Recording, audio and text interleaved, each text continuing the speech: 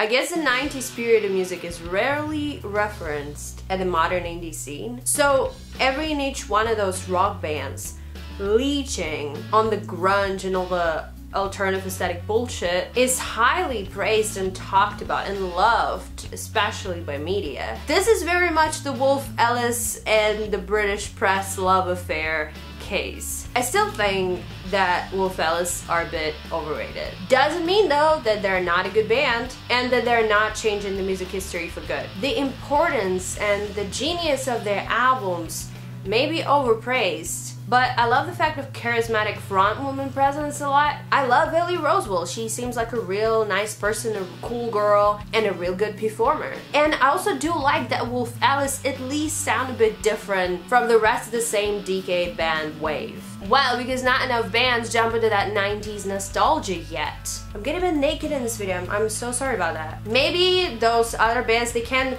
entirely feel the 90s. Wolf Alice definitely get the karma point for capturing that particular feel and modernizing it for all the 2017 young kids. Anyway, new album, Visions of Life, an anticipated sophomore release by North London four-piece Wolf Alice. It's finally here, and it's hell of a ride. It all started with the very first single of the record entitled Yuck Fu. Listen, hearing it premiere on BBC Radio 1, I was ready to praise Wolf Alice myself as the only true saviors on the scene. I really do love Yuck Fu. It's loud, it's ambitious, it's punk short, and it's a statement. There's still a sense of cautiousness though. Again, Wolf Alice are loved and adored by Britain, including the radio and all the big public platforms. Wolf Alice are politically active. They can just swear and don't give a fuck in its entirety. Within the sound of Yuck Fu, there's a glance of that, but the title of the track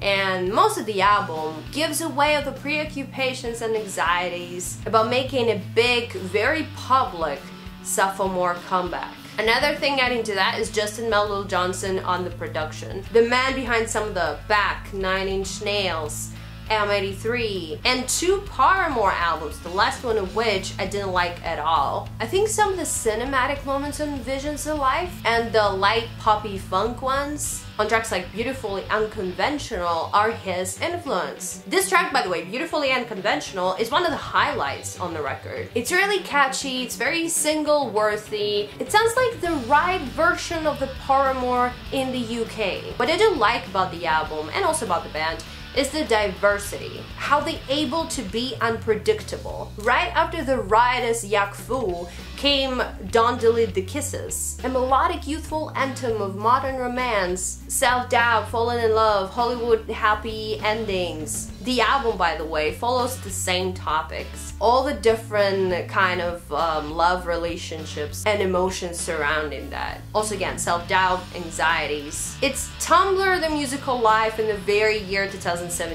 I can't really say that I dig tracks like Don't Delete the Kisses or Planet Hunter or some of the other tracks on the album melodically, or that it stays with it, catches with me. But what I do like is Ali's songwriting skills. Don't Delete the Kisses though, the track came out sounding really lovely, really pretty.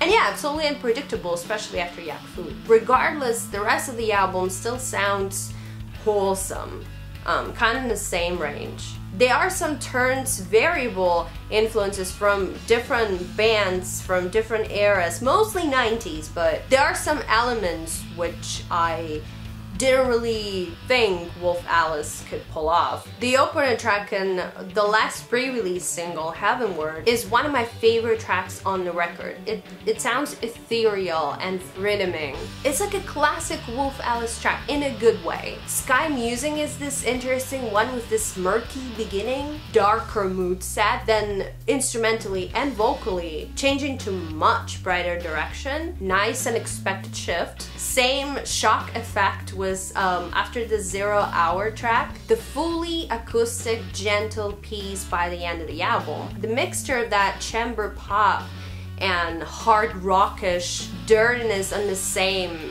album. Without rather big departures from making visions of life, a cohesive piece of work by Wolf Alice is pretty impressive, honestly. But again, it doesn't really make it varied enough or exciting enough for me personally to get really engaged in it. Maybe I'm not big on 90s nostalgia, maybe the melancholic atmosphere of it doesn't really coincide with my current mood. Besides all the good production and great linking, cohesive work, gotta say, Yak Fu still stands out as something really out there, something that shouldn't be on a record like this. Therefore, but not exclusively because of that, I love this track so much. Even on Wolf Alice's debut, My Love Is Cool, or their previous releases, I think there were more of that intense powered stuff. This is my favorite side of Wolf Alice, and I really wanted to hear more of that on this new album, and they didn't really deliver it. Nevertheless, the intimacy and the delicacy are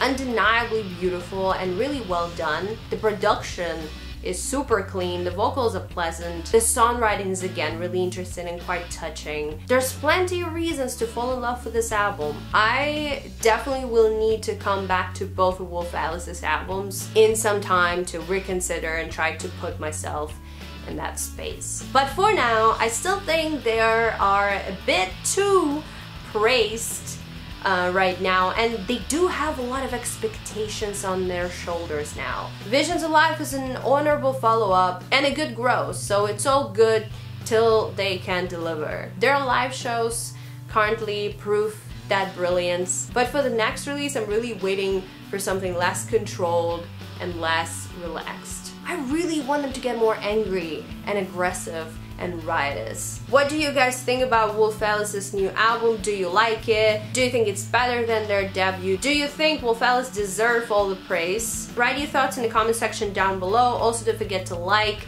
this video and share it with everyone you know. We'd be really happy if you subscribe to our channel and hit the notification bell to see all the new videos when they come out. And you can follow us on social media to chat and be friends and have fun. I am really excited for October and November because a lot of things coming out.